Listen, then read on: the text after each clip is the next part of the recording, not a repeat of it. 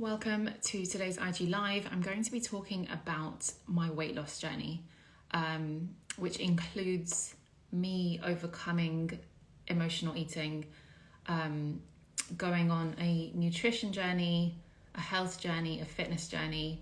This is the first time that I'm talking about this publicly. Thank you so much, all of you that are here live. If you're unable to watch it live, I will be saving this so you can watch it in your own time.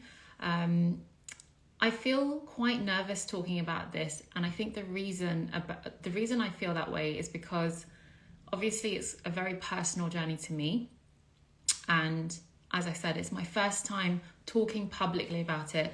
I've shared little tips here and there, like when a few people will have noticed my body has changed and someone will comment, and and sometimes people ask for advice and I will leave a little tip here and there, but I've never really publicly shared the journey I went on, that I'm still on, to get to this place in terms of my health and my fitness, in terms of losing weight.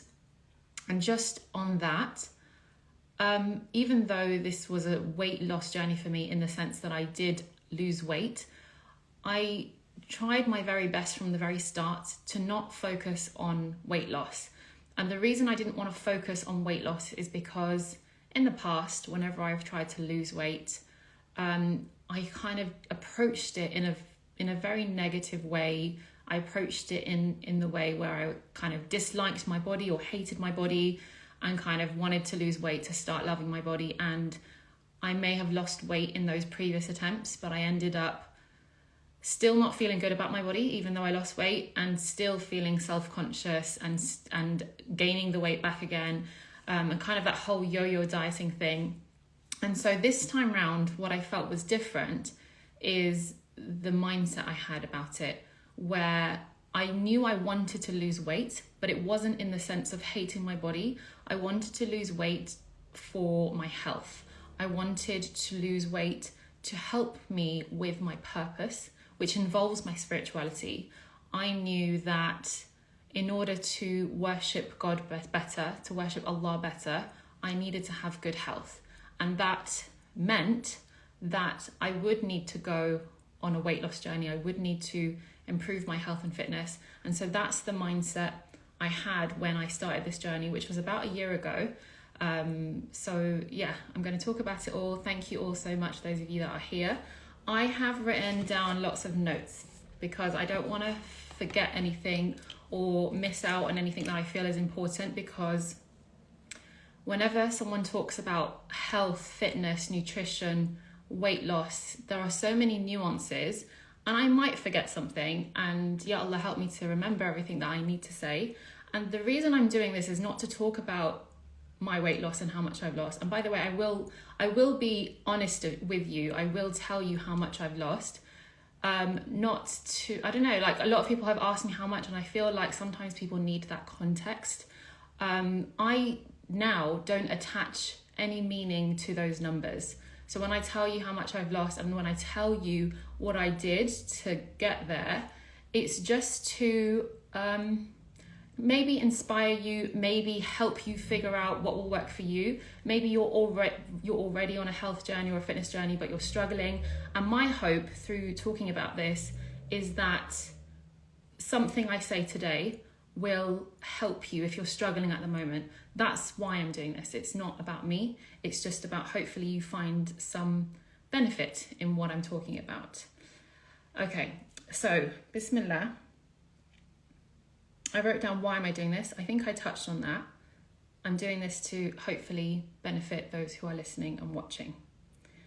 I will be talking about what worked for me because that's all I can share. I can share what worked for me. Please know that just because something worked for me doesn't mean it will work for you. And you've probably heard people say things like that before. But it's true. Like, there are so many times in the past where I would try something because someone said it worked for them. I would try it and it wouldn't have worked for me. And then I would blame myself. And that's not the right way to go about things. I'm just sharing these things because maybe something I say today might be something you'd never heard of. Or maybe something I say today might give you a little mindset shift.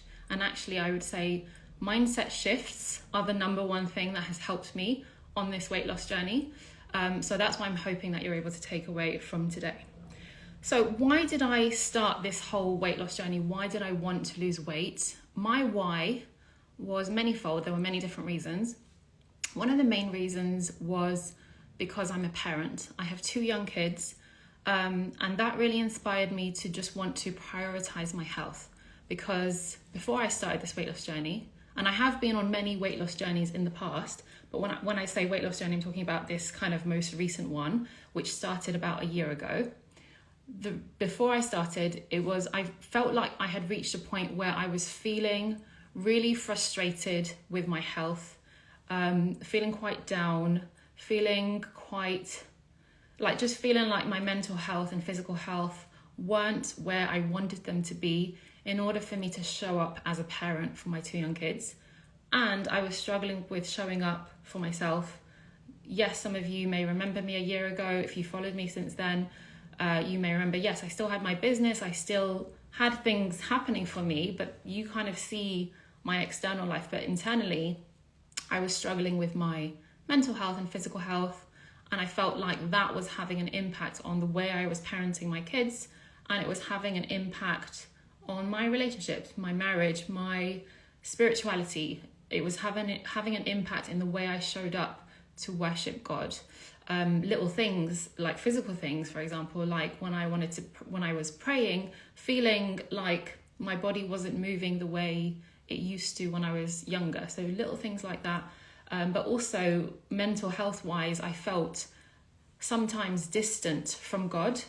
And so I knew that I had to prioritize my health and fitness to help with my mental health, to husband then help with my relationship and connection with God. So that was my why. Relationships is what it comes down to. Relationships with my kids, with my husband, with God. And also I wanted to have a better relationship with myself, a better relationship with my body. You don't need to lose weight to have a better relationship with your body. But for me, I did struggle, and to this day, I still do struggle with body image. And a lot of you know that I'm a sex educator, and many of my posts will talk about loving your body and feeling positively about your body. And I believe in those things, and I try my best to practice those things for myself. But at the end of the day, I'm a human. I'm also a woman. I've also been, just like many women and just like many people, bombarded by messages from society about what the ideal female body should look like. And so naturally, I do many times, even to this day, feel self-conscious about my body. And so all of those things combined made me feel like going on this health and fitness and weight loss journey would help me feel better about myself. And I said I would be completely honest. The truth is, losing weight for me has helped me with my body image. And that might be the wrong thing to say, and I might get people attacking me. I'm just here to say that you don't have to lose weight in order to have better body image. But for me, losing weight wasn't really about the weight loss. It was about the health gain. Health gain, not just in the physical sense, because yes, that did happen, but health gain, overall health gain, spiritual health gain, mental health gain, emotional health gain. All of that helped me to have a better body image, helped me to treasure my body and love my body. So that's what happened for me. And that was kind of like my why I wanted to go on this journey. Another part of my why was I felt like I just wasn't moving well in life.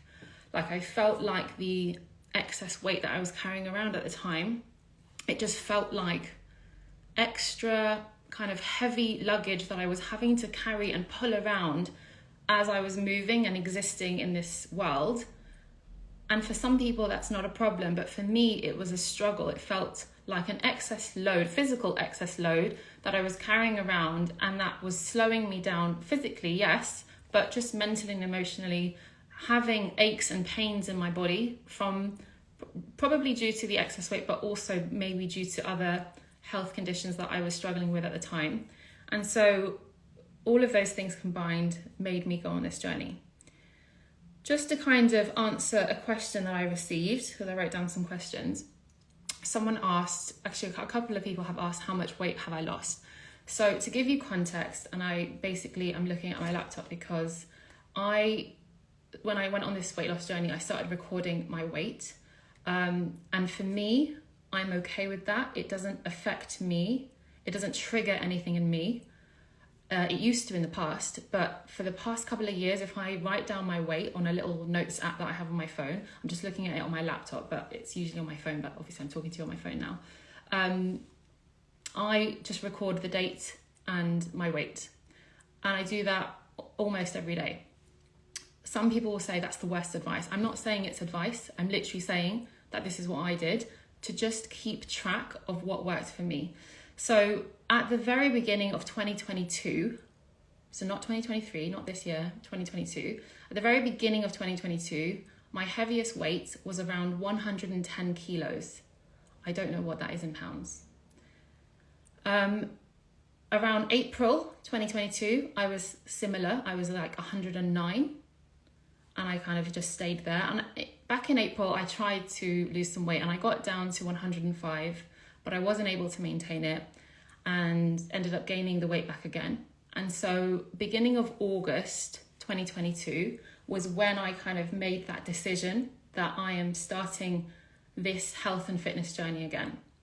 So again, beginning of August 2022, maybe it was end of July when I made the decision, but beginning of August was when I started recording the weight again.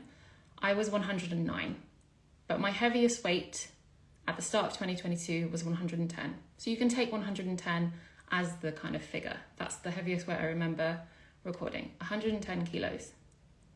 I have a reel on my page that shows you approximately what my body looked like at that weight. So yeah, that was beginning of August 2022. And that was when I started the fitness side of things.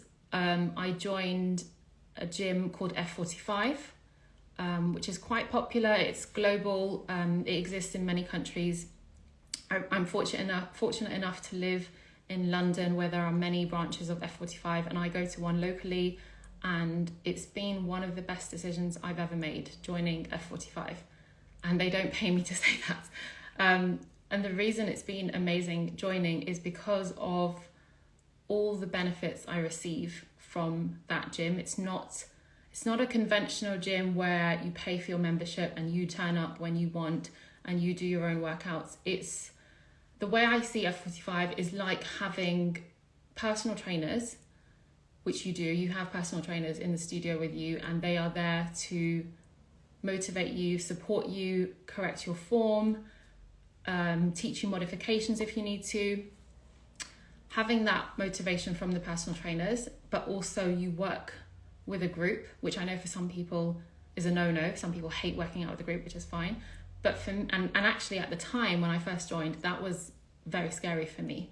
Being very overweight when I first joined, I told you roughly 110 kilos, being very overweight when I joined, being someone who wears the headscarf. And already at that point when I joined, I was already very self-conscious and just so many things, just not feeling good about my body. But the reason I joined F45 specifically is, again, down to me knowing myself. I knew that I would have very much struggled to work out on my own. For some reason, I used to be able to do it. I moved to this apartment where I'm in now. I moved here back in June 2022. And then a couple of months later, August 2022 is when I joined F45. And the reason I joined F45 is because the apartment I live in we live on top of an elderly couple. So underneath us are an elderly couple.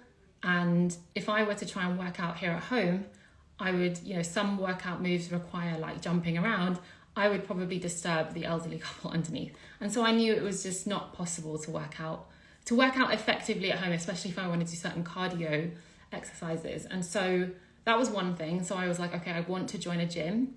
I started researching ladies' gyms, and in the area I live in, I couldn't find a suitable one for me. And then I started considering joining a conventional gym, But based on my previous experience, because at the very start of my marriage, my husband and I joined a conventional gym, and we used to work out together, but I was never motivated. And even when I would go to the gym, I wouldn't push myself. I would just walk on the treadmill and lift some light weights. Like I wouldn't push myself. And so when and one of my high school friends, Nasima, she had been going to F45 for quite a while. And every so often I would see that she used to go. So that inspired me, because prior to that, I had never considered joining something like F45. I just thought that something like F45 is not for someone like me, someone who wears a headscarf. And I don't know why I had that mindset, but that was the mindset I had. But that's something triggered inside me where I thought, okay, this is something that I can just try and give it a go. They had a 2-week trial. So I joined the 2-week trial. It was really, really hard, but I knew that it's okay. It was okay. In my mind, I thought to myself, it's okay that it's hard. This is what I need to help me with my fitness. It's really hard now, but it won't always be this hard. That was the mindset I had. And so I joined, and it's an investment. It's not as cheap as conventional gyms. But for me, I saw it as well worth the cost, because the price I pay for the month is not that far off the price you would pay to work with a personal trainer once or twice. And so I get to go. So just think about that. The price I pay for a month, and I can go every single day if I want to. I go 5 times a week. The price I pay for a month is similar to working with a personal trainer once or twice. So it just seemed well worth it. Like having personal trainers, you get 2 personal trainers in your session. The workouts are on the screen. They demo everything for you. It's like the workout is planned for you. It's not something you have to think about. I remember when I used to go to like a conventional gym, I would struggle with knowing what to do, struggle with knowing how to use the machine, what I should do next, how heavy I should lift or whatever. Whereas when you go to F45, it's all planned out for you. Now, I'm not saying that you need to join F45 in order to lose weight. What I am saying is you need to pause for a minute and reflect on you and yourself, knowing what might potentially work for you and trying it. That's what I did with F45. I said, this is something that potentially could work for me because it costs a good amount of money each month. Like I can feel the money coming out. And that's actually sometimes a good thing. Like when you're paying for something, when you're paying slightly more than you would normally for something, it usually will motivate you to go because you kind of want to get value for your money, what you're paying for. And that's how it is for me when I go to F45, which is why I go 5 times a week, to just get value from it. So sometimes if you see something that's a bit expensive, see if you can move things around in your budget to allow for that, especially if your health and fitness is a priority for you. And that's what I had to do in order to enable myself to go. And many of us, I'm sure many of you listening are Muslims, or you know, whichever faith you belong to, you have something that you can use to your benefit, which is dua. So if you are struggling to pay for something, you can make dua for it and Allah will help make it happen. Now, you don't even need to pay for you don't need to pay for a gym to lose weight. You could work out at home. You could work out outside in the park. You could go for walks. You could run outside, and that is essentially free, for example. So it doesn't have to cost money. But for me, if I said to myself, I'm going to go running every day, I probably wouldn't do it because I don't have that accountability. So that's what I mean by it comes down to you and knowing yourself. Now, I mentioned my weight and I didn't say how much I've lost. So I started out as 110 kilos and now I am just going to because I know how much weight, but I'm just trying to find when I reached it because I would have recorded it. So looking at the notes, I reached my current weight, which I've been able to maintain. I reached my current weight beginning of April this year. So my current weight is 83/82 kilos. I started at 110 beginning of August 2022. And then beginning of April 2023, I reached the current weight that I am now, which is about 82 kilos. I've lost almost 30 kilos, which is I think roughly like 60 pounds. And I have pretty much maintained. When I say maintained, it doesn't mean I've been exactly 83 and never budged up and down. There are times when it might go slightly up or slightly down, but that's on average what I am right now, 82 or 83 kilos. So just, yeah, I don't know how I feel about the fact that I've shared that with you all, but I guess that gives you all context as to, I guess, timeline, how long it took me to lose almost 30 kilos. Don't know how many months that is, you can work it out, August to April. And since then, I've just been focusing on maintaining. And I think that's really important to bear in mind, that whatever you start, it needs to be something that you are realistically happy to continue doing pretty much for life. So when I joined F45 and did the trial, after the 2-week trial, I made a commitment. I decided to go ahead with their 12-month plan, which means I joined a contract where I remain a member for 12 months. I pay every month, but I am locked in as a member for 12 months. They have other plans, like for 3 months or 6 months. But for me, I went into this fitness journey with, longevity in mind, like staying the course. I knew for my own kind of weight loss, health and fitness goals, I felt like 3 months would be too short. I even felt like 6 months would be too short. I knew that doing this for at least 12 months, and the 12 months has pretty much come to an end now that we're in July. But I'm not going to stop. I'm going to continue going to F45 and continue maintaining my fitness. I still have maybe a few more kilos of weight that I want to lose. But what I have noticed is, even though I've maintained, I feel like my body has become leaner. So even though the number on the scale for the past several months, like I said, since April, it's pretty much the same weight on the scale, I feel like my clothes feel different to April.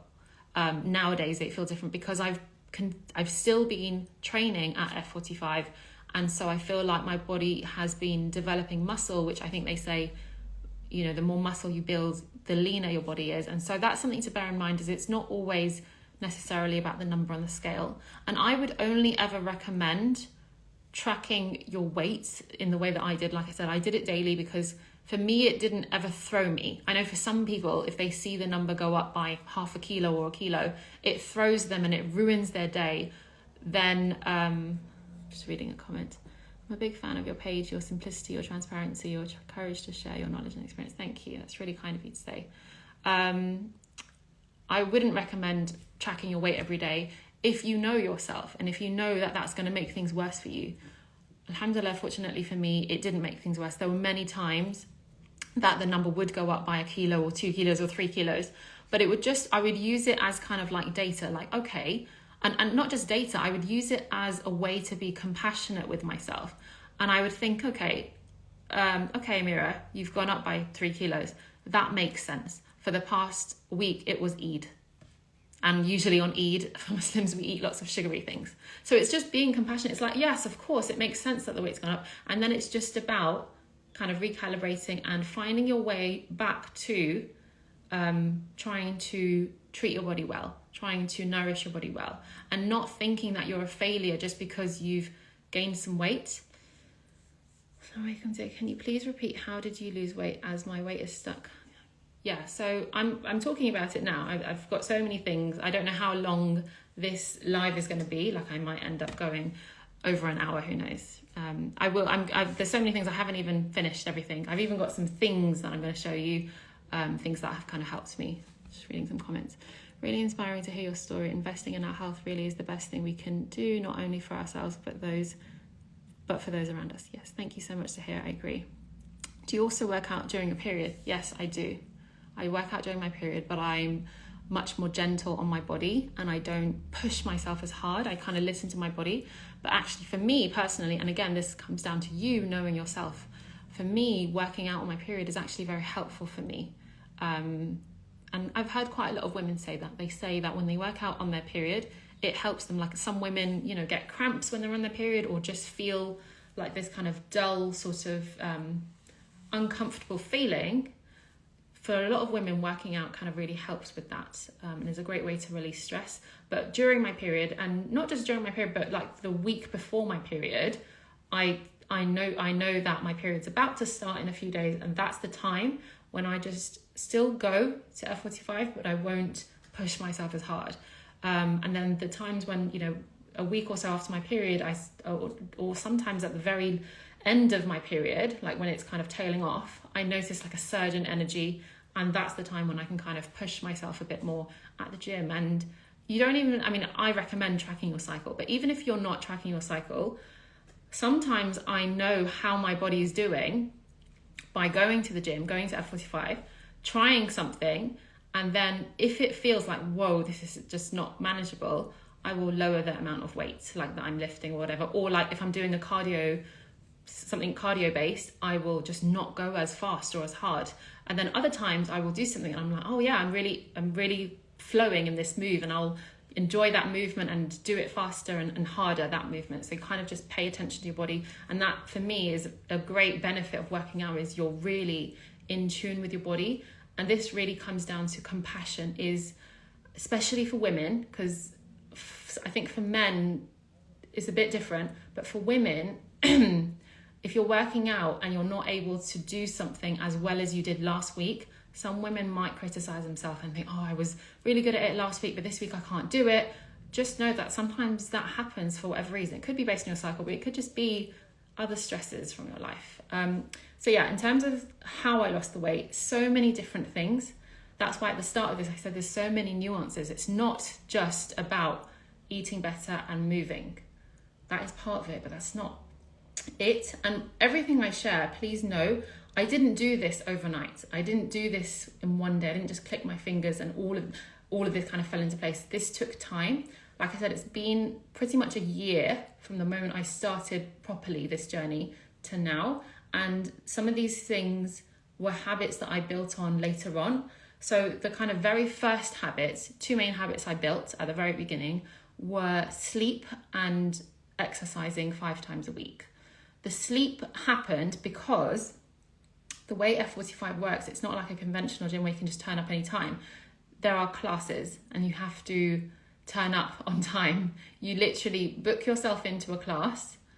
At my F45, they have like 3 classes in the morning. They usually have an afternoon one, and they have like 2 classes in the evening. When I looked at their schedule, I knew that the only time pretty much that works for me is their 6 a.m. class. So 6 a.m. in the morning, pretty early. But I was like, that's the one that works for me, because their workouts are 45 minutes, which is another thing I like. It just felt like it's not so long. I can fit it in. I can do my workout and then come back home. I'll be home by around 7, and I can then, get the kids ready for school, take my kids to school, and then start my day. So 6 a.m. every day, 5 days a week, Monday to Friday, is what I do. It's because it works for me and works for my routine. Everyone here listening, if you're wanting to build this for yourself, you need to find what works for you. And so originally when I thought of 6 a.m, I was like, oh, that's so early. I was like, the only way I can possibly manage to make it to a 6 a.m. class is if I'm able to wake up latest by like 5 a.m. to get myself ready. So I was like, I need to be able to sleep a good amount of time to be able to wake up early. And so the sleep happened naturally because I started prioritizing the fitness. Someone's asking, what's F45? F45 is a gym. It's like a studio gym. They are a global brand. They exist all over the world. I think they started off in Australia. They have lots in America, lots here in the UK, and all over the world from what I know. So you can find out whether they have F45 in the country you live in. And if not, there are other brands similar to F45 that do classes. A lot of gyms do classes where you have to book in for classes. So that's something that you can try. Someone's saying, can you also talk about how you manage the nutrition part, also sports as a hijabi outfit, etc.? So I'll mention them now. The nutrition part is, I started off doing a very mild version of intermittent fasting. Very mild. I say mild because if you've ever heard of intermittent fasting, you'll probably know that they recommend that you do 16 hours of fasting and 8 hours of eating. Like your eating window is 8 hours. For me, I tried that ages ago, and I managed it sometimes, but I sometimes find it really hard. And so I just looked at my eating patterns. So before I started this fitness journey, I looked at my eating patterns, and I noticed that one of the things that probably led me to gaining a lot of weight was eating really late at night. So like waiting till my kids were in bed and then eating. And it wasn't just eating my normal dinner. I would have normal dinner with my kids. Then I would put them to bed. And then I would order a takeaway. And that was a regular thing. It was happening regularly throughout the week. And so thinking that, okay, my kids are in bed, the time I was eating was like 9, 10, 11 at night. So pretty late. That was, and then, you know, sleeping not long after that. That was, I think, one of the, not the only, but one of the causes of my weight gain. So that was the first thing to pretty much go. Like I stopped doing that. I gave myself a cut-off time, which was 7 p.m. I had to make sure that anything I wanted to eat, I had eaten by 7 p.m. So that essentially just meant having dinner with my kids, because we eat around 6 or 6:30 with the kids. I would have that, and that would be it. I wouldn't eat after that. If I was hungry after 7 p.m, I could have water, I could have herbal teas, decaf, like herbal teas or decaf coffee, decaf tea, that sort of thing. But I wouldn't eat anything. But that also worked in my favor, like stopping eating early, stopping eating by 7 p.m, and then doing roughly 12 hours of fasting. So the earliest I would eat was like after I went to the gym. So the earliest I would eat would like be 7 a.m, like have some breakfast at 7 a.m. 12 hours of fasting. So that's why I say it's quite mild. It's fairly easy for most people to do. That's what worked for me. It doesn't have, for you, it doesn't have to be 7 p.m. to 7 a.m.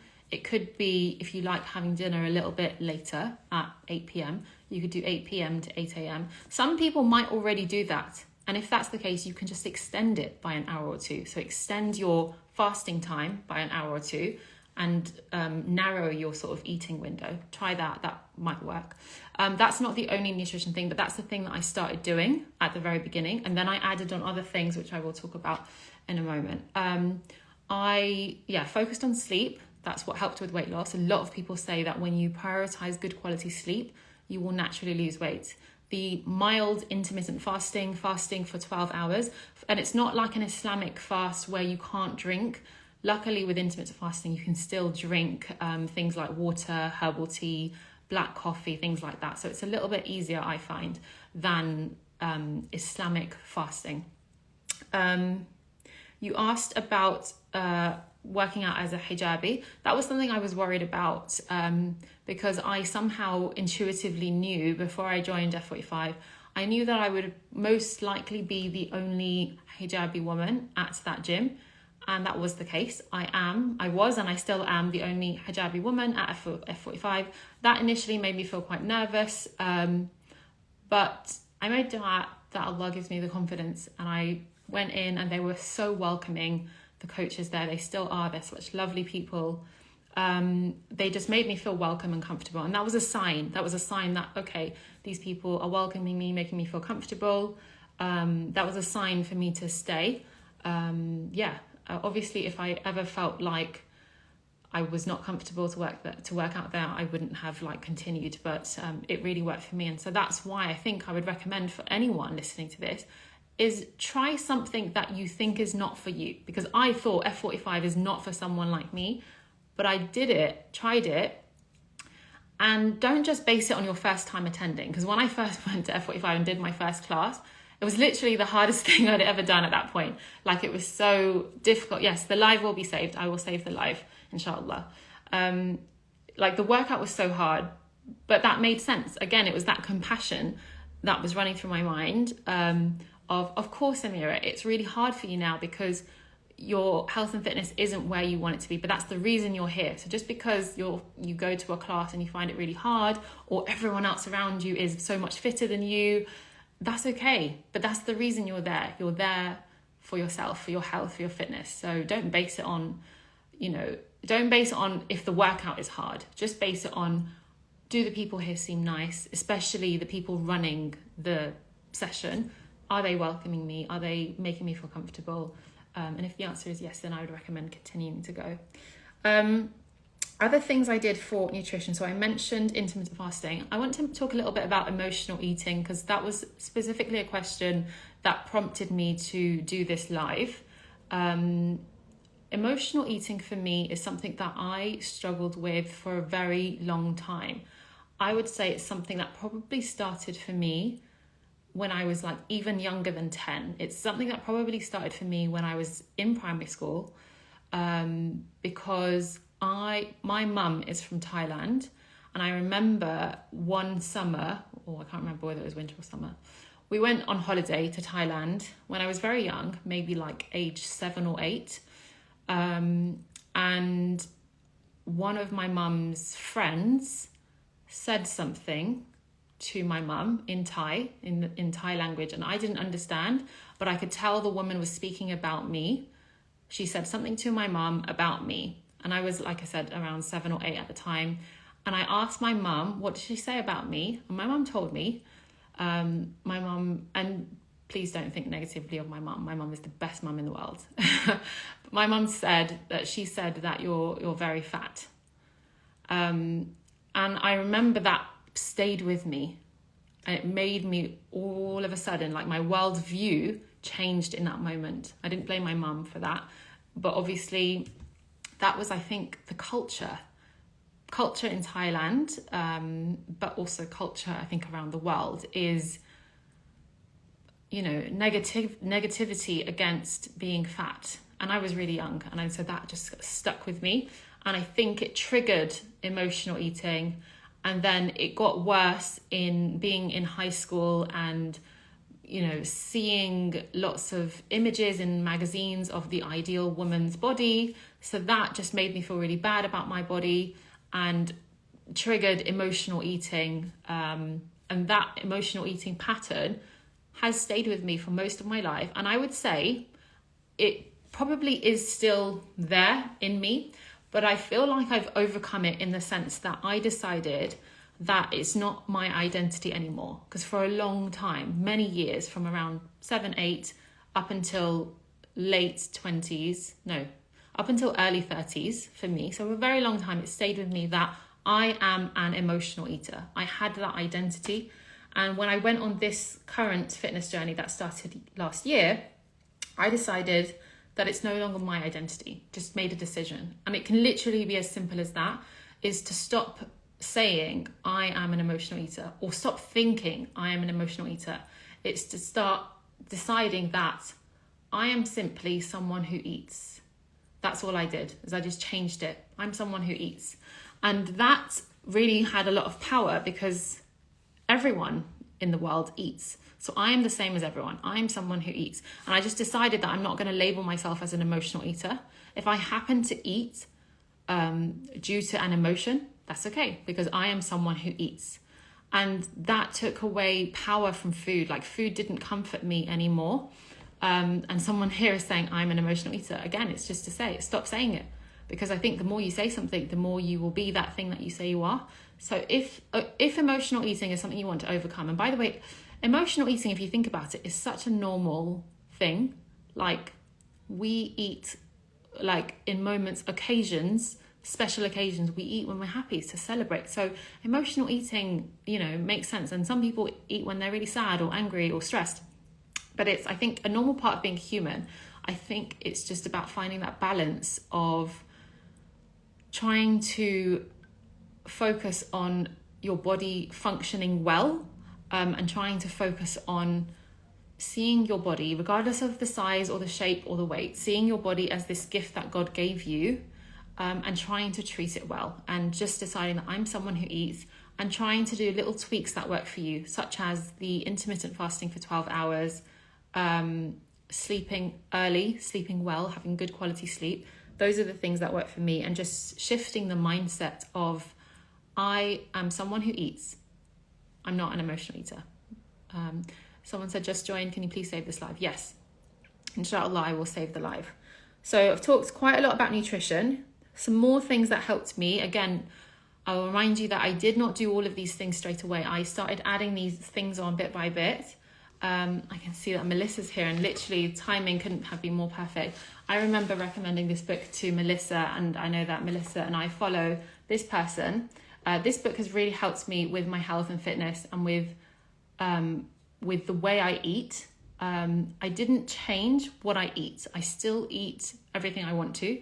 It's just I followed the hacks in this book. The author is, and you can take a screenshot if you want, that might help. I know it's probably backwards, those of you that are watching this, but I'll read it out. It's called Glucose Revolution, and the author is Jesse Inchospe. Not sure if you can see that.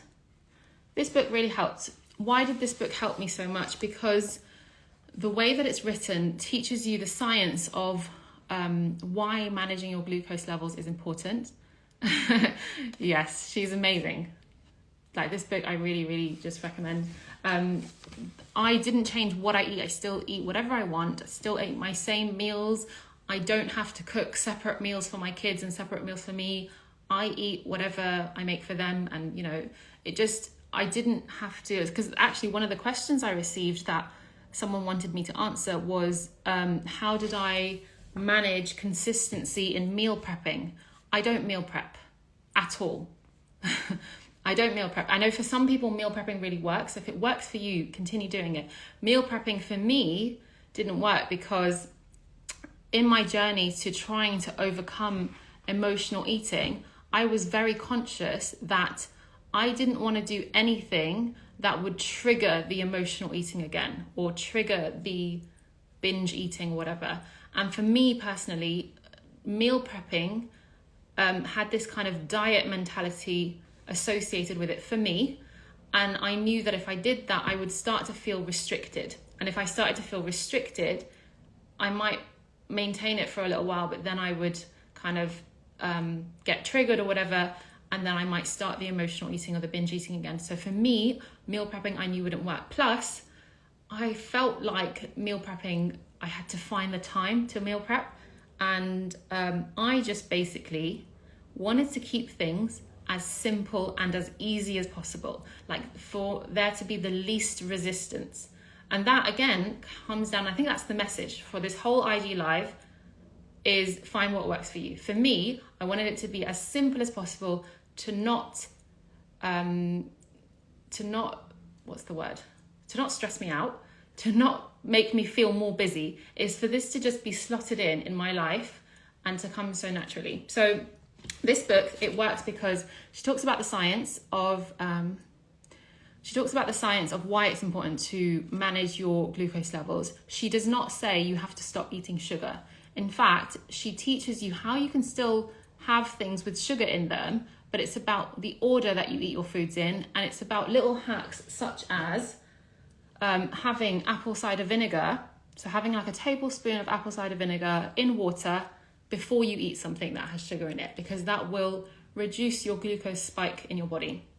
And she explains that glucose spikes are the things that affect your mental health, affect your energy, and affect your cravings. Having really large glucose spikes cause you to crave more sugary foods. So that's one example, is apple cider vinegar. It's already really good for your health, but she recommends, so actually it doesn't even have to be apple cider vinegar. It can be any type of vinegar. I just happen to like apple cider vinegar. If you're not used to the taste of it, dilute it in water, and that's what she recommends. Don't have it kind of on its own. Have it in water. In her other book, she has 2 books now. This is the one I started with. She has a newer one which gives you recipes and things. This one called the Glucose Goddess Method. This one has recipes. She even includes different recipes to make it easier to incorporate vinegar to help with glucose. That's one example. Another thing she recommends is to have a savory breakfast. And that was a really big game changer for me, because I noticed if I would eat a sugary breakfast, it would cause the rest of my day for me to just want more and more and more sugar, more and more like carb heavy foods. I wouldn't want to eat much vegetables. If I ate a sugary breakfast, I would avoid vegetables that day. I don't know why. Like, I would just want more and more sugary things. But she recommends having a savory breakfast, and she gives so many different options, especially in her second book, which is called the Glucose Goddess Method. This is not sponsored or anything. I don't think she even knows who I am. But I recommend both of her books. Savoury breakfast are things like, anything that doesn't have a lot of sugar in it. For me personally, I really like eggs. You can still have things like toast in the morning with eggs or with peanut butter, with savoury things on them. You can still have whole fruit in the morning. So like you can have like Greek yogurt with whole fruit, whole berries. I personally make something that's really easy. If I don't have time for anything, I will just have some Greek yogurt. I'll put some peanut butter in it. I will also add some collagen for some like protein. So this is the one I like. I'm showing this because I know quite a lot of people watching this are Muslims, and some people find it hard to find halal collagen. This is a brand, you might not be able to see it, I'll read it out. It's called Sunnah Supplements. They do a halal collagen protein. And again, not sponsored or anything, but I really like this brand. I add a scoop of collagen to the Greek yogurt, mix it up, add some peanut butter. I then add just like chia seeds and flax seeds. That's my breakfast. It's savoury, but it tastes nice. I like it. It works for me. And another thing I did in terms of nutrition is I tried my very best as much as possible to avoid things with refined sugar in it. I still many times have pastries. Pastries are like my thing that I love. I still have them like at least 3 or 4 times a week. And I still managed to lose weight. But it was because I followed the hacks in these books of when to eat them. Like not having a pastry first thing in the morning, because that would increase your glucose spike, is having a pastry, after I've had protein first, and eating things in the right order. That really helped me. I take 2 things. These are the only other kind of nutrition things that I want to share with you. 2 things that help me in terms of like gut health are having a probiotic. The one I take is by a brand called Free Soul. This is the one that I take, probiotic. I think most probiotics are very similar, but definitely do a research as to the good ones, like try and find a good probiotic. Another thing I take, which might be TMI, but I said I would be as honest as possible, is a supplement. I'll show you it in a minute. It's a supplement that helps with IBS and constipation, because I know that even to this day, I have gut health issues. And I don't care if it's TMI. I think lots of people struggle with their gut health. So I found this brand that helps with IBS. IBS stands for Irritable Bowel Syndrome, which I have never been diagnosed with IBS. But I know intuitively that there are concerns in my gut. I can just feel it. And I probably need to, and probably should, get it properly checked. I haven't done that. That's on me. That's my fault, my problem. However, something that has really helped me is this brand. And again, I'm not a doctor. So anything you take from me, like kind of disclaimer, if you take any of that advice from me, and you're not sure if it will work for you, or if you have a medical symptom, check with your doctor first. But this is something that's really worked for me, this brand. This brand is all natural. And that's something I'm quite big on, is if I am ever going to take a supplement, I prefer things that are natural. So it only has natural ingredients in it. The brand is called Digestic. It's for IBS relief, and it's really been very helpful for me with my gut health to keep things moving. So yes, I said it might be TMI, but I don't really care. This has been really helpful for me in terms of gut health, and improving your gut health is really important overall for your health, but definitely can help with releasing excess fat, with weight loss goals and that sort of thing.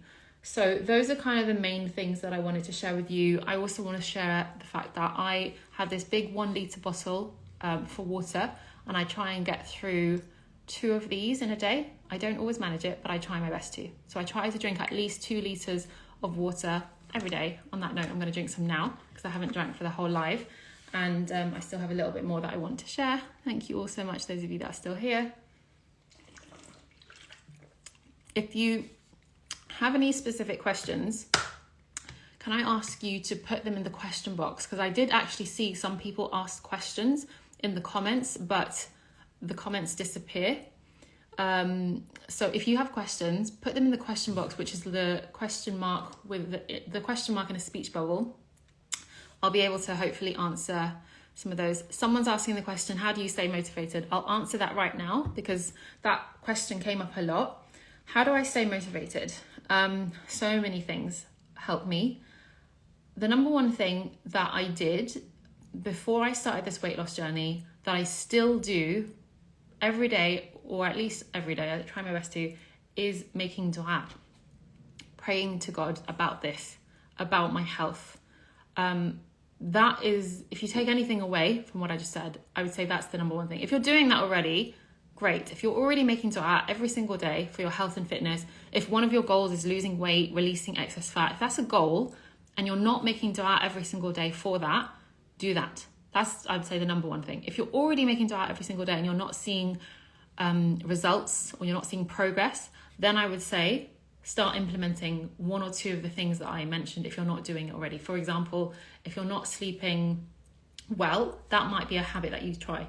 And start with like one or two habits at a time. Don't try and do like 10 habits in one go. Start with one or two things that you try, get those to a point where you're happy and consistent with them, and then add on something else. But that's the number one thing. You ask me, how do I stay motivated? That's the thing that helps me to stay motivated, is making dua for it every single day. There was a time when I was making dua, so this was before August last year. There was a time I was making dua regularly, saying, Ya Allah, help me to lose weight. And I wouldn't really do anything about it. And so obviously I wasn't seeing results.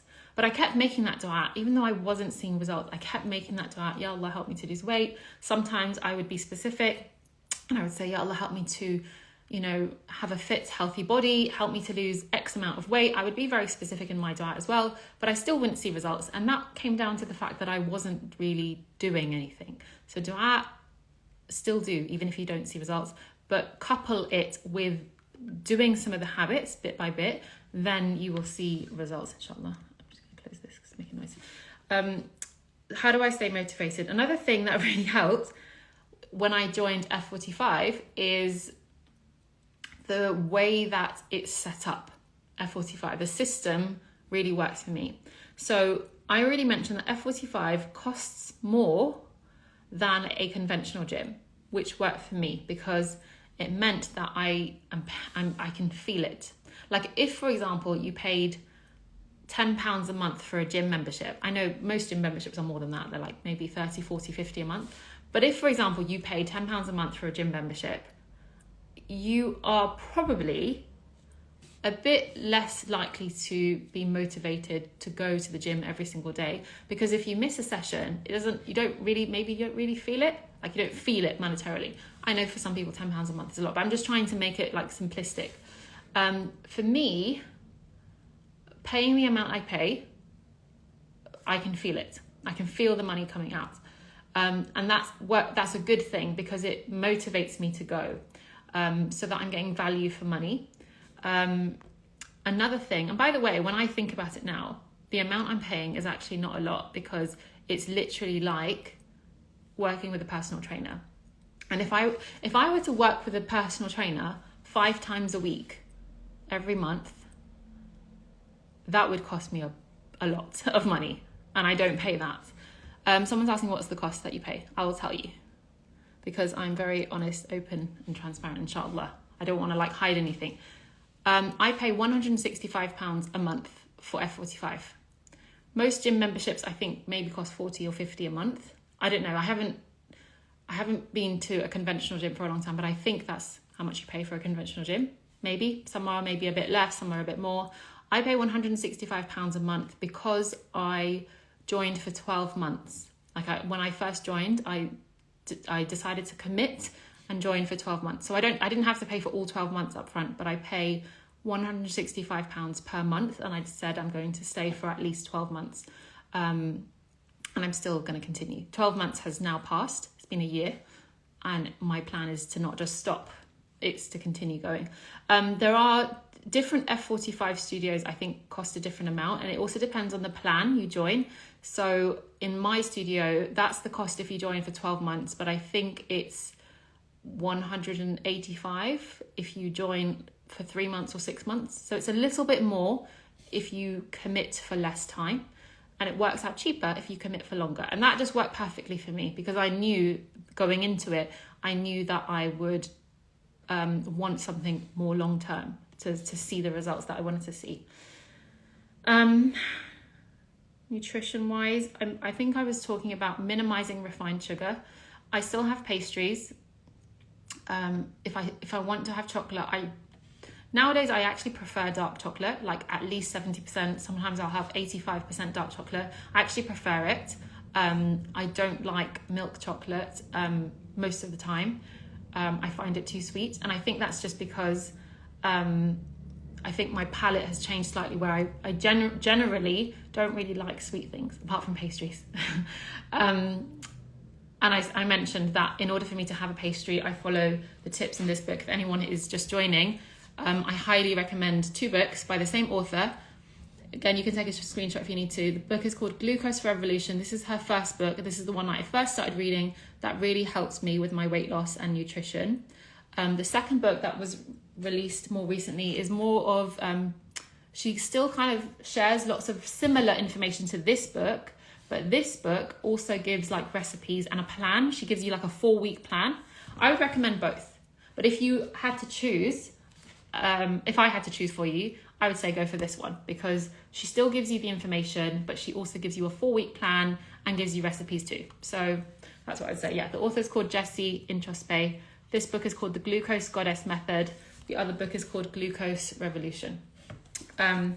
So I didn't change what I ate. I just changed when I ate. I stopped eating by 7 p.m.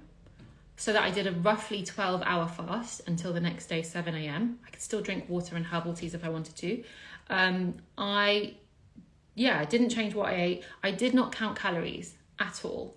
Again, that's coming from my background of knowing myself, because whenever I tried in the past to do things like counting calories or counting macros or tracking everything I eat, that for me triggered diet mentality and triggered my emotional eating and made things worse for me. For some people, counting calories works. For some people, tracking macros and tracking what they eat works and does not trigger anything negative such as emotional eating. If it works for you, do it. If it doesn't work for you, you can find something else. And I'm sharing what works for me, which was managing my glucose levels through those books, eating in a balanced way. So just because I could still eat whatever I wanted, it doesn't mean I overdid it, especially with certain foods that weren't so good for my body. I would have those things in moderation, but I would try to focus on including more things that my body needed and my body thrived on. Things like chia seeds and flax seeds, I have every single day, especially in the morning. I put it on my Greek yogurt because I know those things, they have like fiber in them, they're good for your body, they're good for your gut health. Doing little tweaks like that to my meals, trying to have a savory breakfast, again, really, really worked. Trying to have protein as much as possible in all of my meals, again, really worked. So that's what I did for the nutrition side of things. I minimized refined sugar, tried not to eat things like sweets or chocolates, but if I wanted it, I would have it. And that was, I think, what really worked. That's what helped me overcome the emotional eating, is knowing if I want it, I can have it. But what's funny is I started not wanting those sweets and things anymore because I was paying more and more attention to my body.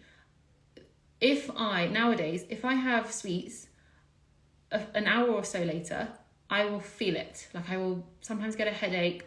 I will feel sluggish. I might feel bloated. I will feel it. And so sometimes I'll be like, you know what? It's not even worth having that sweet because I don't want to get that headache. I don't want to feel that bloat. There's no point having it. And what I would do is I would just have a date instead. I love dates. And dates are like naturally sweet, but there's goodness in them. Like they're good for your body. So I would have a date instead, or I'd have like a spoon of like really good honey, like good organic honey. I would have that, or sometimes have a fruit instead. So still get some sweetness, but from, natural, healthier sources. But I still sometimes, even to this day, I will have sweets or I will have a chocolate, especially on occasions. Like the other day, I went out in the evening with my sisters. It was just me and my sisters. I wasn't with my kids, and we got an Indian takeaway. It was yummy. We had chocolate cake. It was yummy. I had those things, and the key, I think, is to just not feel guilty when you eat. It's just, I am someone who eats. It's removing that identity of I'm an emotional eater and just thinking, no, I'm someone who eats. But then, you know, deciding that that occasion doesn't need to be an everyday thing. It's an occasion. My everyday thing is nourishing my body as much as I can, as best as I can. I still have coffee. I love coffee. I have some here from this morning, which I haven't finished. I need to drink some. Coffee wise, I try and keep it simple. I'll just have an Americano with oat milk or regular milk. That is fine for me because that doesn't, for me, it doesn't affect my body. But for some people, certain types of coffee or drinking coffee too much might affect your body. So again, it comes down to knowing yourself. I stopped eating late. And I think I've covered everything I wanted to say about the nutrition side of things. In terms of fitness, and again, if you see me looking down, it's just because I wrote loads of notes. I've mentioned to you everything I wanted to say about why I started. Something I didn't mention, which is really important, is when I first started this fitness journey, I decided that it's possible. Like, I decided, so again, for those of you just joining, my heaviest weight was 110 kilos. I'm now in the low 80s. I'm about 82 or 83 kilos at the moment. So I've lost almost 30 kilos. And I've built a lot of muscle, like my body is stronger and I feel physically fitter. I feel better physically and mentally. Back when I started, end of July 2022, beginning of August 2022, I decided in that moment that it's possible. And I think that's the key, is when you decide that this is possible, because I think so many people don't start to prioritize their health because they think it's not possible. They've lived a certain way for so many years and they've tried so many times and saw some success but then kind of fell off, and then they label themselves a failure and then they just think it's too hard to start again. I'm going to fail anyways. What's the point? Many people go into it with that mentality and so don't really start. But the thing that helped me, so if you listening to this now really want to prioritize your health and fitness again or have a weight loss goal, is just deciding that this is possible. It is, and deciding that for yourself. It's possible, having that belief in yourself, which is what I had to have back when I started. That's everything I want to say on that bit. Okay, so in terms of the fitness, F45 worked for me because it was like a long-term investment. And the way that the system works is you have to book in the classes that you want to attend. Again, that really worked for me because I knew that I would procrastinate or be too lazy to go to a regular gym. Having classes that I had to book myself into, and not only that, if you don't turn up, you have to pay a fee. So they have like a cut-off point where if you're not able to attend, you have by a certain time to cancel, and then you won't get charged if you cancel before that time. But if you don't cancel by that time, you have to attend so that you don't pay the fee, or if you don't attend, you will pay the fee. The fee is like 10 or 20 pounds, I think, which might not be a lot, but it will add up, right? If you keep missing classes that week or that month, and you're already paying, you know, a big amount each month. I mentioned it's at 165 a month, so you would feel it adding up more and more. So that just really worked for me. But money aside, the more I started going to F45, this happened very early on, by the way. Within the first month, I started feeling better. So even though it was still really, really hard, a lot of the workouts were really hard, I would modify them slightly myself if I found something too challenging, or I would ask one of the trainers, like, I can't actually do this yet, can you help me? They would give me a modification, or sometimes they would see that I'm struggling and they would help me modify. And so that was really big benefit. And I know you can get similar things even in conventional gyms or classes that you can find, even if it's not F45. But yeah, just that system of having that support, that's what helps me stay motivated. To answer that question, is having external accountability and coaches that you work with really helped me. I really like the style of the workouts in F45. I feel there's a really good balance. There's a mix of cardio. There's also like strength training, resistance training, and all of that isn't just for losing weight, it's for building good health and fitness. And that's what I slowly started to switch my mindset to, is even though I initially joined F45 for weight loss, to help me feel better about my body, that's why I joined, it ended up not being about the weight anymore. Like what it turned into is I feel so much better. I feel mentally better. I'm showing up in my business better. I'm showing up as a parent better. I'm showing up in my marriage better. That was so worth the price that I was paying every single month. So yeah, seeing it as you're investing in yourself. Another thing I did in terms of fitness, so I would do 5 days a week, every single morning at 6 a.m. Worked for me having that routine. And I would just book in the classes and turn up, even if I didn't feel like it. And that's, I think, the key, is I would just turn up and say, okay, you know what, I don't feel like going, but I'm still going to go. And it may not be the best session. I may not lift as heavy today. I may not go on the bike as fast as I usually do, but it's okay. I'm just going to go. I'm going to turn up and I'm going to just do what I can. And that is key. It's that compassion for yourself, is knowing that I'm a human. I might not always go, so hard in each session, but I'm just going to turn up just to move my body, just for my mental health. That really, really helped. I started walking a lot as well back then.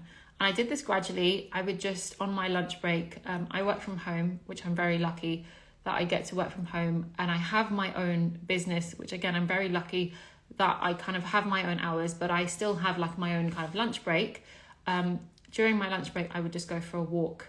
And that's something that, I have like a fitness watch, and I would just track the steps, and I would try and aim for, originally when I first started, my aim was 6,000 steps. That was when I first started. And then I gradually tried to build it to 7,000, 8,000. And then I got to a point where I said, I'm going to aim for 10,000. So I know a lot of people will hear aim for 10,000 a day. For me, that was a very big jump, because before that I was maybe doing 3,000 or 4,000 steps, something like that. So I gave myself, I gradually increased it. And I think that's really important, is to not try and do what everyone says. If that is so far off from where you're at, increase it by a realistic amount for you that is a bit challenging for you, but it's not way off. Because if it's way off and too hard to do, you might try and manage it initially, but you might find it too hard, and then you're going to struggle to stick to it, and then you're going to label yourself a failure, and it'll be that vicious cycle. So do things gradually. And then something else I would start doing, as I started increasing my fitness, I noticed that I was saying yes to things that involved moving my body. Because when I was really heavy, I would regularly say no to things that involved moving my body, such as if I took the kids to the park, like let's say my husband took the kids to the park, they would say, Mum, do you want to race with me? Or Mum, do you want to play football? They don't call me Mum, they call me Mama. Don't know why I said Mum. They say, Mama, do you want to play with me? And I would say no. I'd say, no, you play, I'll watch you.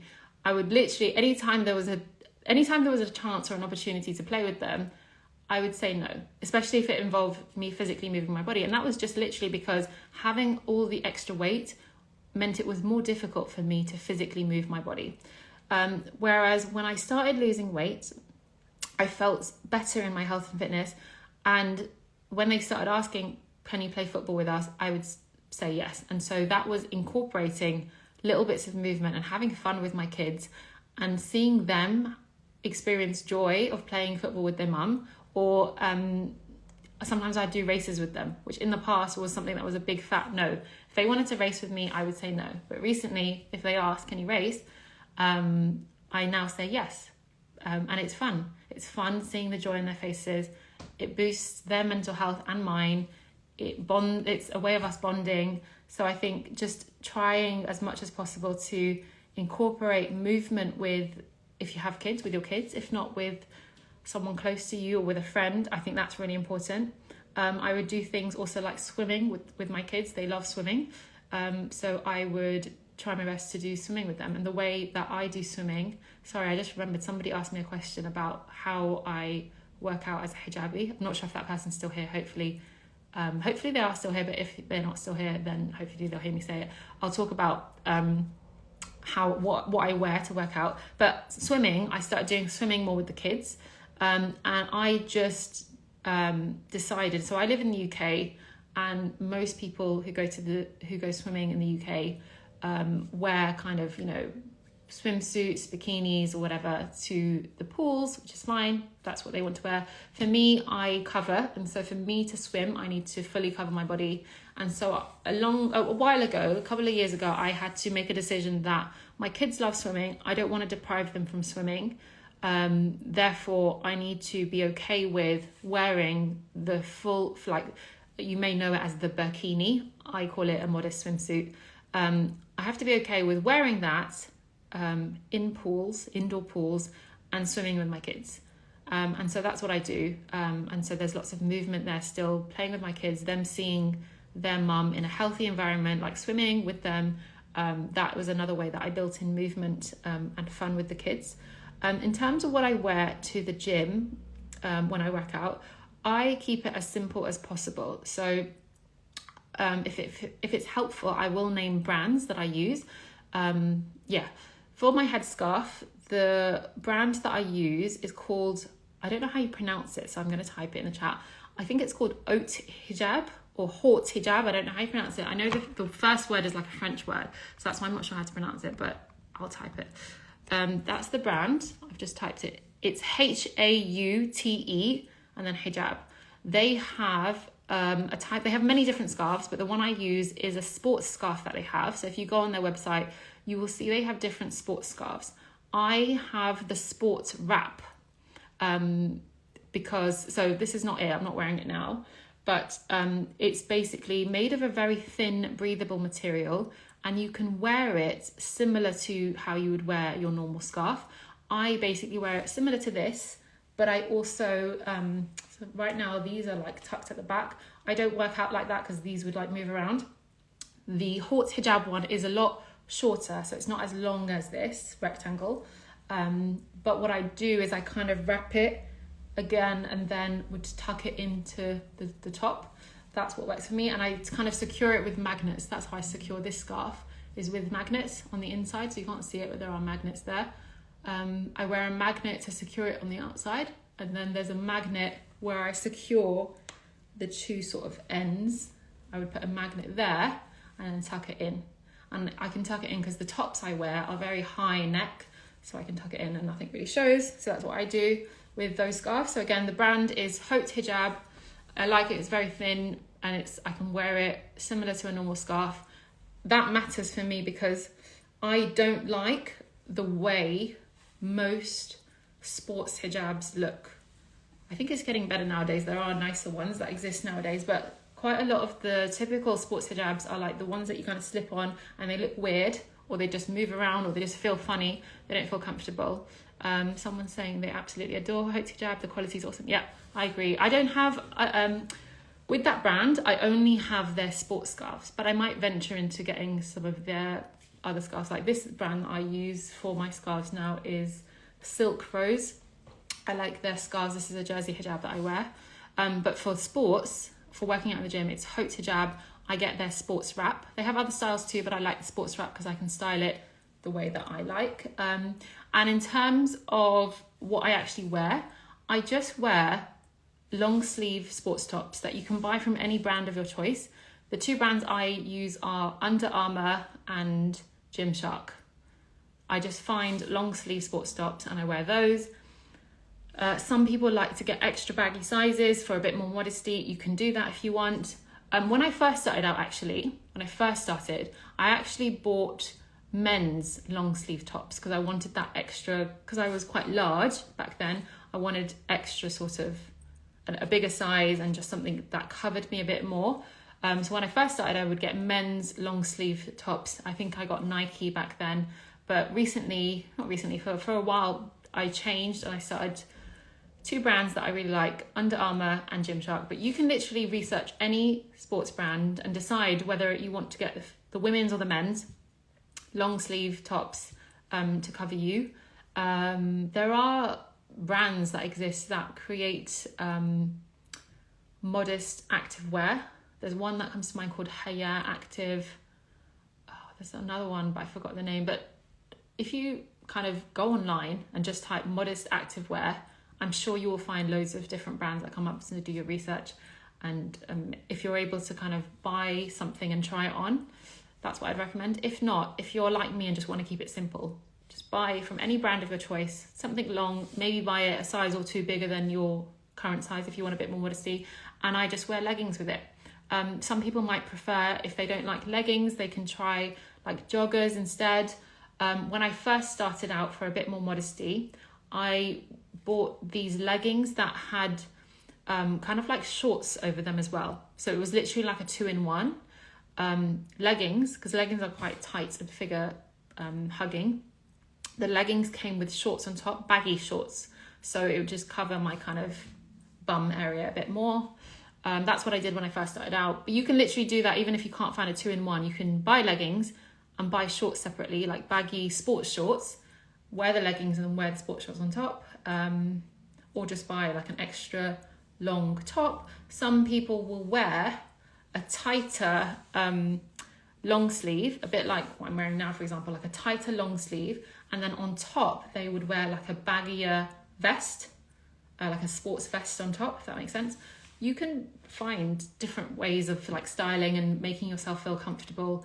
The key, I would say, is to not have too many layers and to still find something that's fairly thin and breathable, because especially for us as hijabis, we've already got the layer of our headscarf and the layer of wearing like long sleeves. I'm okay with kind of like rolling my sleeves up a bit when I'm in the gym.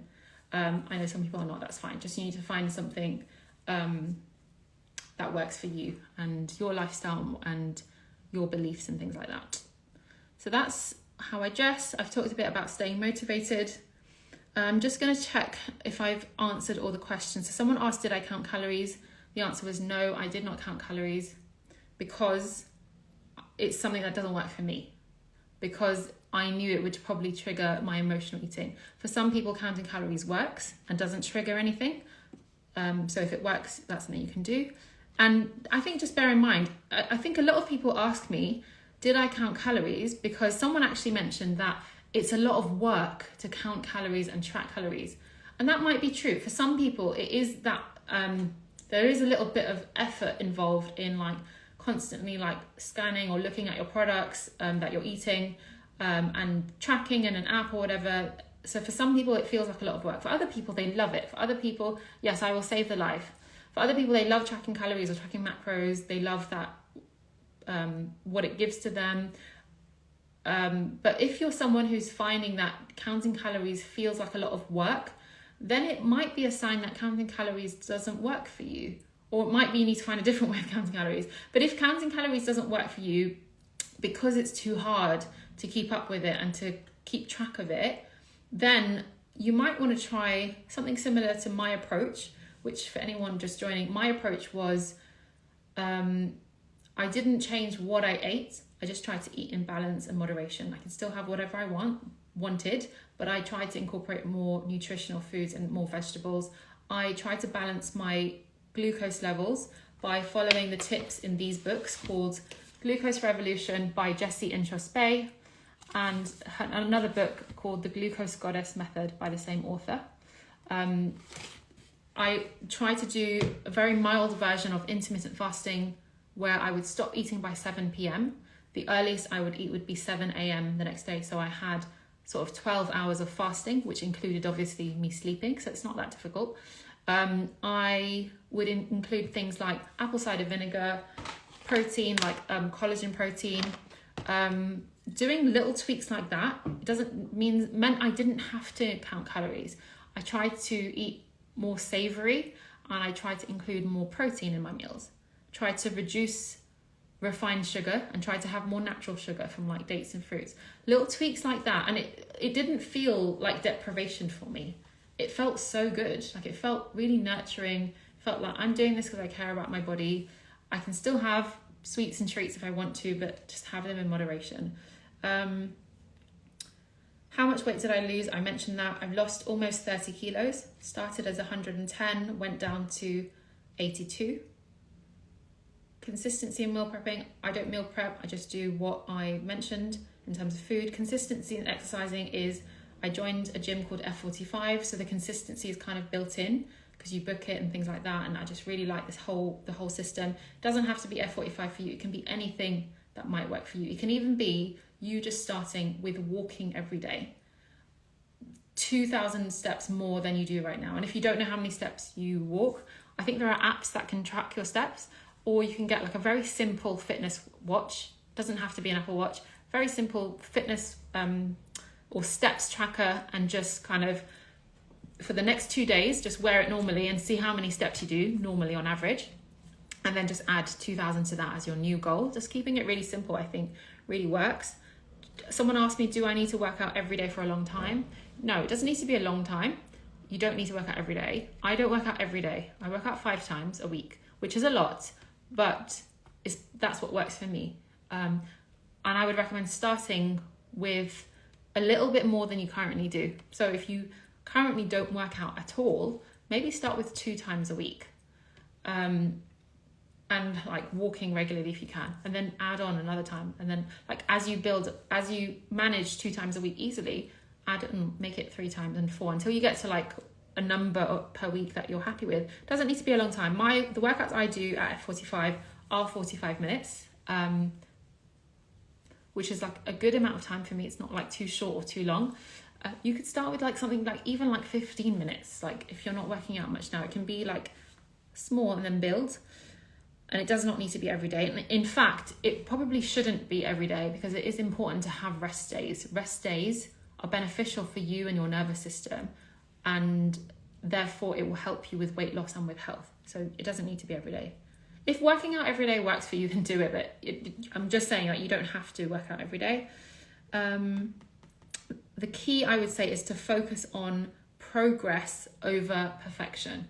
So for me, I mentioned that I track my weight pretty much every day because it doesn't trigger anything for me.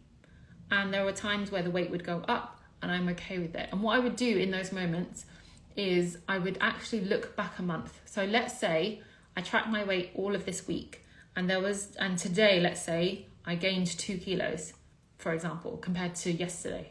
And it has happened.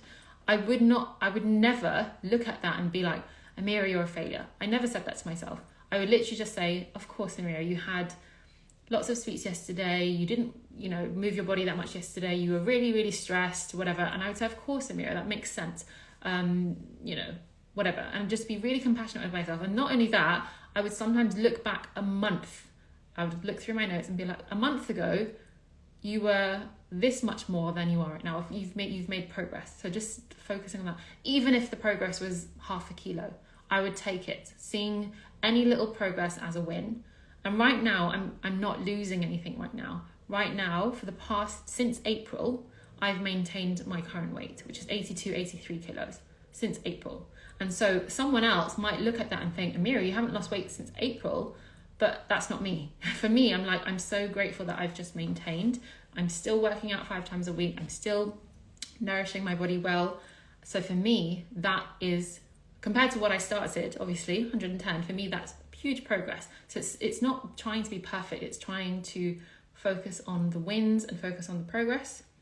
And for me, my journey is not over. Like, it's a journey. And I don't think there's a destination for me in terms of health and fitness. For me, it's just about trying to consistently and continuously find ways to improve my health. Why? Why am I trying to consistently improve my health? It's for the reasons I mentioned at the start of the video, is my why. My why, when I first started this journey, was to show up better as a parent. I have 2 young kids. To show up better in my marriage, to show up better in my business, to show up better in the way that I connect with Allah in terms of worshipping Allah, because you need good health to worship God. It doesn't have to be perfect health, but you do need good health to worship God better.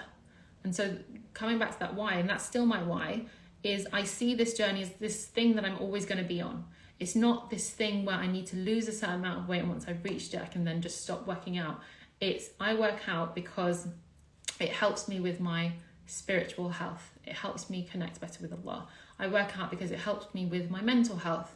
Having good mental health helps me be a better parent, helps me show up and make an impact in the lives of others through the work I do, through my business and so on. It also helps in terms of your sexual health.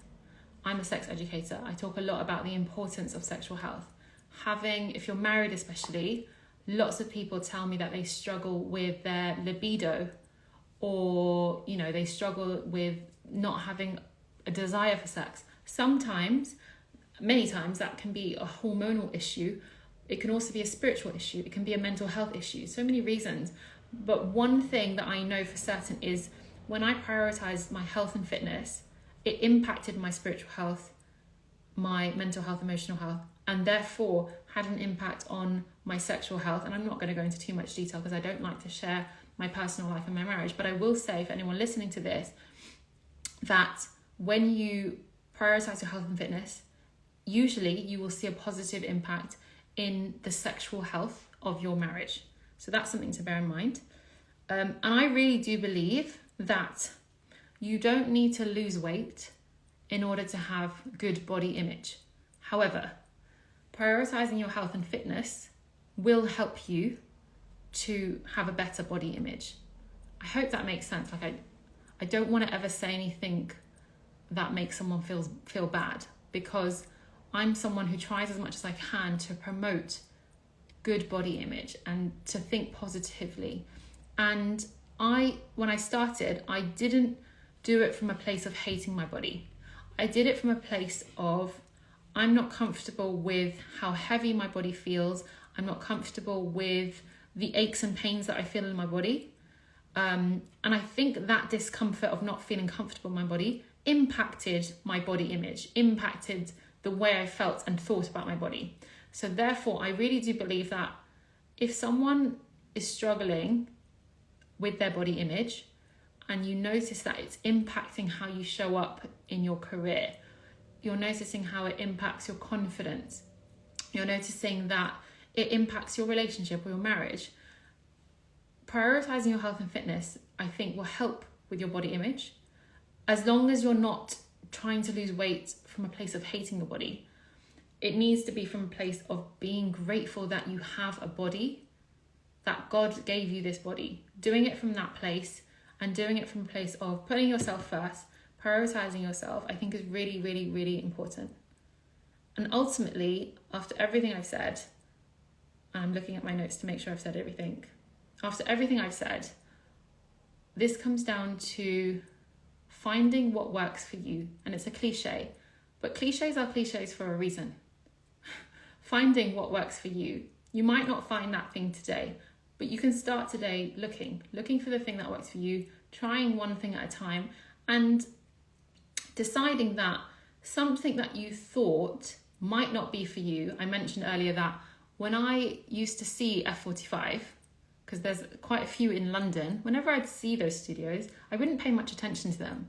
But I knew what they were. I could see people work out there and it's like a group class. I could see what they were. And I was like, oh, that's not for me. In my head, I kind of negated it, disregarded it. But then, before I joined F45 and I did a bit of research about it, I was like, this might be something for me. Even though I'm a headscarf wearing woman, I was like, I'm going to try it. And so that's also a message, is try something a little bit outside your comfort zone. I know it's scary. It was scary for me. I know it's scary, but I feel like you are worth sitting with that little bit of fear for a moment, just being like, okay, it's fine, it's scary, but I'm going to try. I'm just going to do it. Even though it's scary, I'm just going to try it. I don't have to do it forever. I'm just going to try it and see. And you might surprise yourself. And it might be one of the best things that you do. Because for me, truly, joining F45 is one of the best things that I did. It wasn't just F45. It was all the other things that came into place as well. The nutrition, the sleep. But I honestly feel like sleeping better and nutrition came from one trigger habit. The one trigger habit was booking F45, knowing that I need to be there at 6 a.m. every day, because that was the only class I could attend. The other class timings didn't work for me. That trigger habit triggered all the other positive habits. So sometimes it might come down to you finding, what is that one thing that I need to just start? Just one thing. And it makes it a lot less overwhelming. What is that one thing I need to start that's going to help me with so many other things and trigger so many other positive habits? I think I've said everything I want to say. I'm going to answer some questions. Just looking at my notes to make sure I haven't forgotten anything. I don't think I've forgotten anything. Thank you all so much, those of you that are here. I can see there's so many questions in the question box. I'll try to answer as many as I can. I've answered quite a lot of these already about counting calories and staying motivated, but I've already answered them throughout the course of the live. Let's see if there's any others I haven't answered. Oh, this is an interesting question. Listening to music motivates me to keep working out, but I feel guilty for doing so. What do you listen to? So I work out in a gym where music is played. So I'm not listening to my own thing because the nature of the gym that I go to is group classes. So music is already playing through the speakers, and that is controlled by the studio, by the gym. So if, for example, you don't want to work out somewhere where there is music, then I wouldn't recommend F45 because F45 already has music. For me, in terms of my own personal beliefs, I'm okay with background music. I kind of treat it the same way I would treat background music if I entered a supermarket and there's background music. I treat it the same way. It's not in my control. It's in the control of the supermarket, for example. The same when I go to the gym. The music played is fine. I'm okay with it being there in the background. I don't really pay attention to it. A lot of the time, I'm not even focusing on it. Most of the time, I'm just focusing on the move that I'm doing. But for some people, music is a big no-no, or music is something, in your case, music is something you want to cut out. So I would recommend a few things. Is so many options. It could be finding a way to work out at home if you're able to, finding a way to work out outside, listening to your own thing. But instead of music, it could be halal music, halal nasheeds, for example.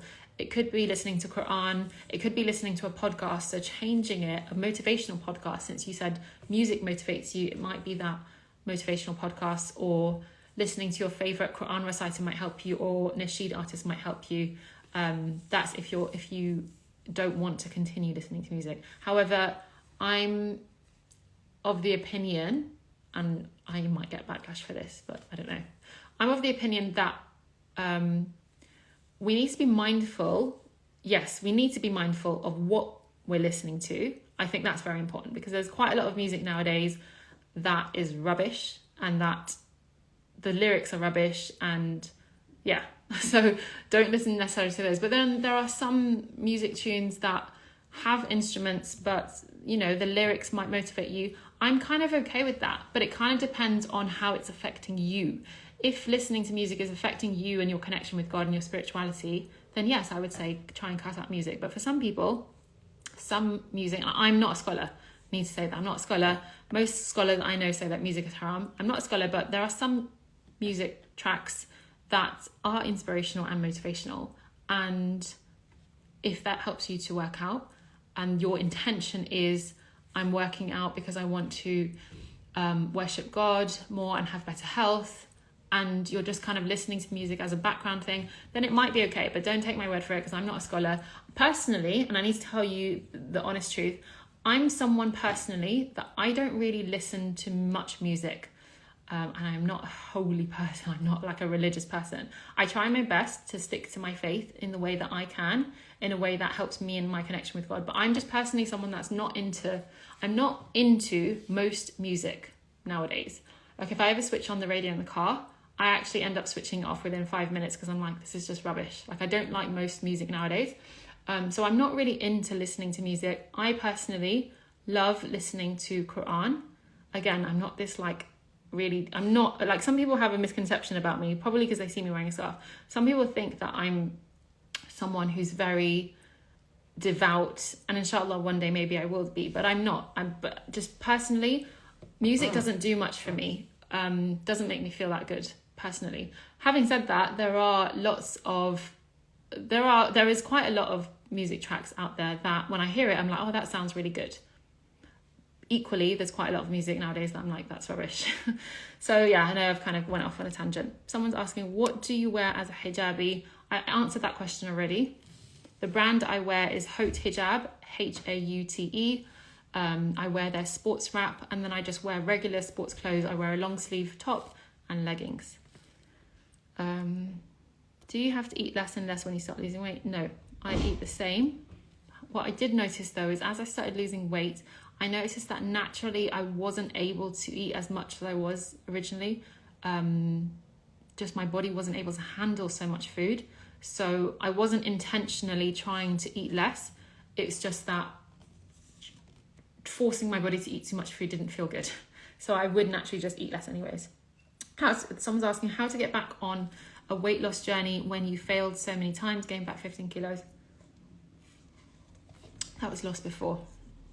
How to get back on track is to just decide for yourself that it's possible to lose the weight that you want to lose. It's possible to build muscle and get healthy. Having a belief in yourself, that's how. And making lots of dua. It's basically everything I shared in this video. Dua is the number one thing. Finding something that works for you. Dua is the number one thing. I literally just said it, but it's the number one thing. Dua every single day. If you're not making dua every single day for your health, for your fitness, for weight loss, whatever your goals are, then that's where I would start. Make dua every day, even if you don't see results initially. And then the more you make dua, the more it should inspire you to be like, I'm making dua for this thing. And all it comes down to now is me doing one new habit. Then start doing that one new habit and then add another new habit and then add another new habit gradually. Question is, do you have a sweet tooth? That is my main issue, especially regarding savoury breakfast. Sometimes the reason we have a sweet tooth, meaning you crave sugary foods, is because you've kind of programmed your body that way. But also it could be because you're not having a savoury breakfast. It ends up you having this cycle in your body where you keep craving sweet foods. So initially you might struggle to have a savoury breakfast. A savoury breakfast doesn't need to be boring, especially if you get the book I was recommending, the second book called The Glucose Goddess. Let me bring the questions down so I can see. The Glucose Goddess Method by Jessie Introspay.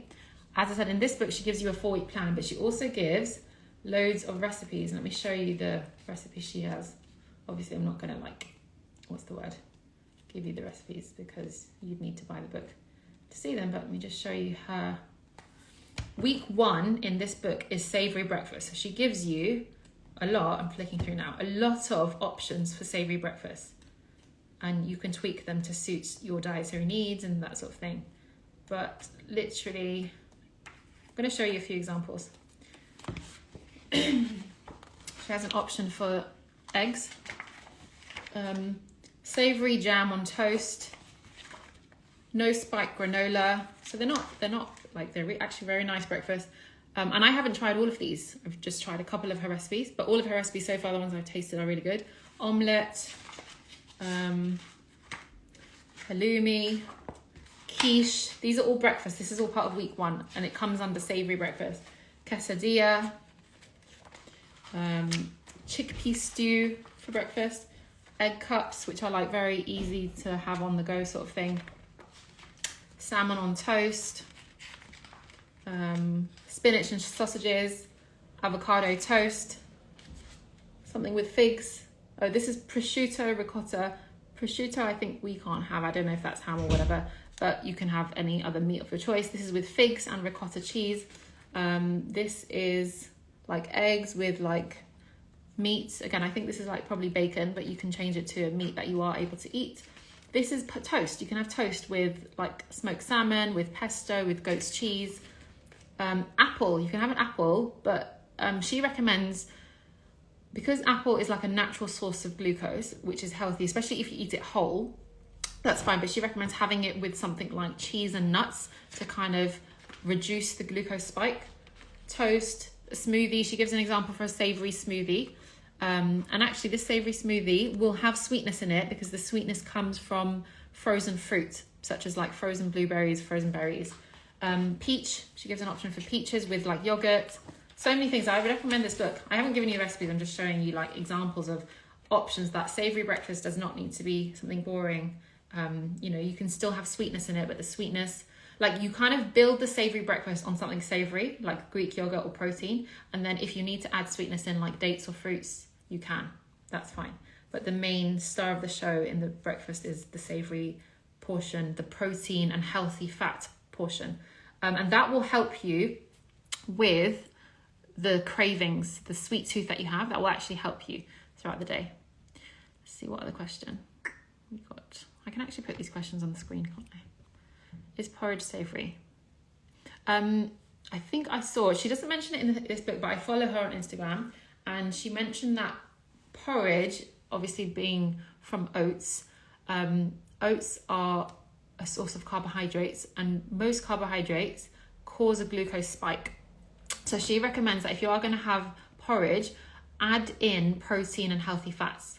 So think of what protein you can add. Some people can add like some Greek yogurt, which is a protein, but it's also fats. Fats are not bad. Fats are good for you. There are lots of fats out there that are like healthy fats that are good for you, such as avocado and things like that. You can add in lots of nuts. So like nuts have healthy fats and protein in them as well. Add in seeds like chia seeds, flax seeds. You can, some people like to add protein powder to their porridge. Someone said, sorry, just joined, what's the name of that book? So it's by the same author. She has 2 books. I started with her first book, which really helped me when I was first losing weight. It's called Glucose Revolution. The author is Jessie Introspect. If you want to take like a screenshot, you can. I know there's loads of comments on the screen, but if you take a screenshot, you can pretty much see, I think, what you need to see in terms of finding it on Amazon or your bookstore. And then her second book, which came out recently, gives you a 4-week plan of putting, in this book, she gives you all the hacks, all the little tips and tricks to start implementing. And that's what I did. I started here. She then came up with this book, which is like a 4-week plan with lots of recipes. So if you had to choose a book, I'd say this one, because she still talks about the hacks, but she also gives you a plan and she gives you recipes too. So this one's called The Glucose Goddess Method. It's by the same author. Let me see another question.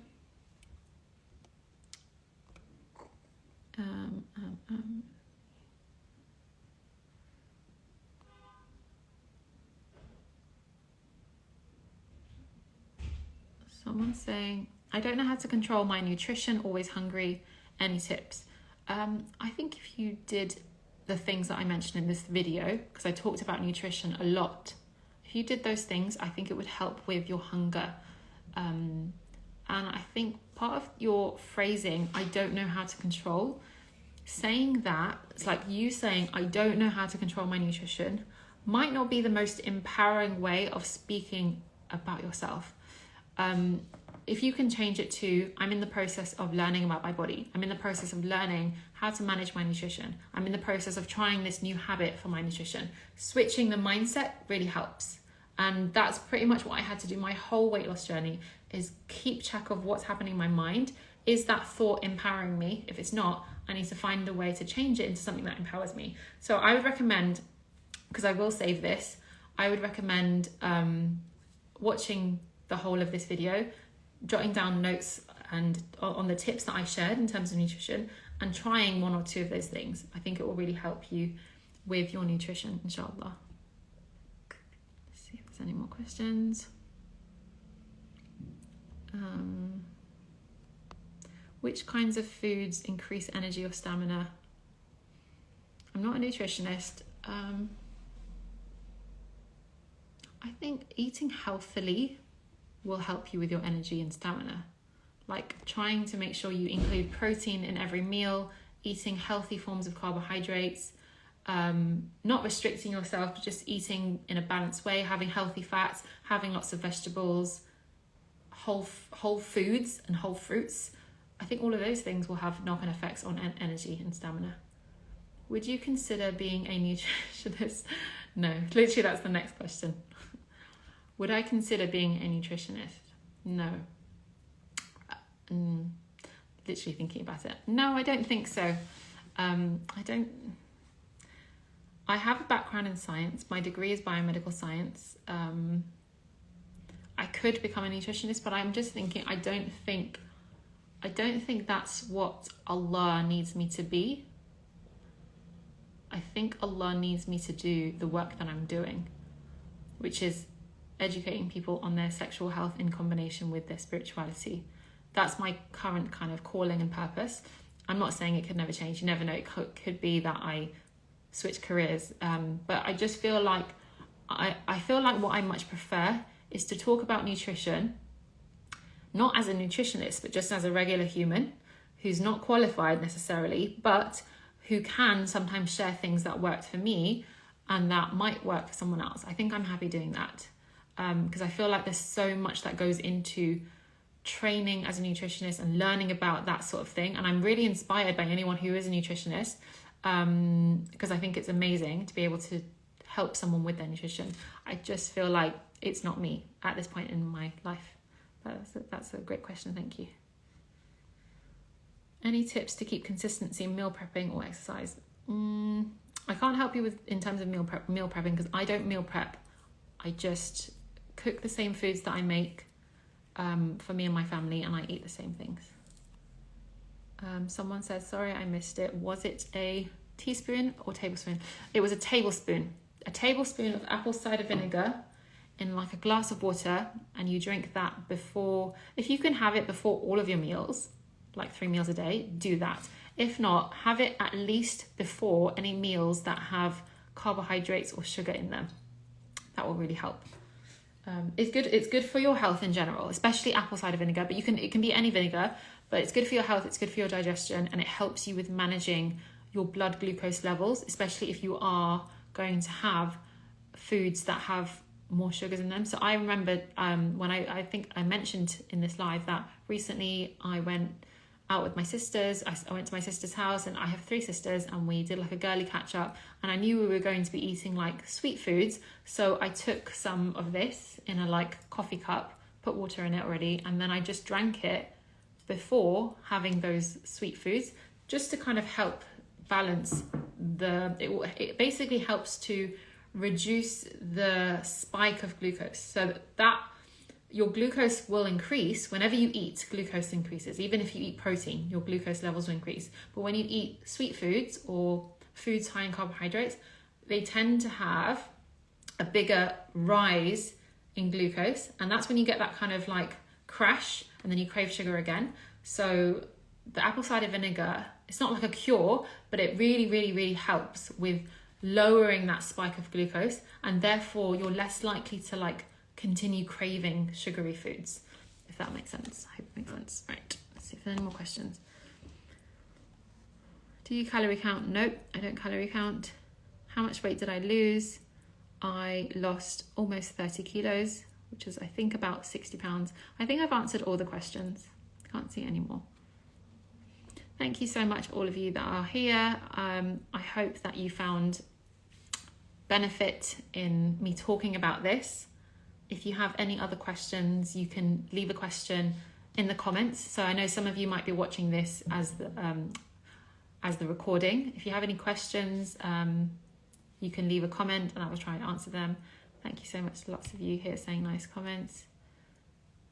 Someone saying Allahumma barak. Thank you. I really appreciate it. Thank you, everyone. I'm going to end now. I literally spoke for way longer than I thought. It's been like almost 2 hours, but I really hope it was helpful. Thank you all for being here. Take care and talk to you soon. Someone saying really benefited. Yes, I'm really happy to see that because that's what I made dua for before I started the live. I was like, yeah, Allah, please help whatever I say to benefit those who listen. So thank you. Thanks so much to you for sharing your journey. It's been beyond helpful. Honestly, I feel like I'm saying to you, alhamdulillah. Thank you, Islamic. Very inspiring. Thank you. That's really, really kind of you all to say. I really appreciate it. Thank you all so much. I will end now. Take care. Assalamu alaikum.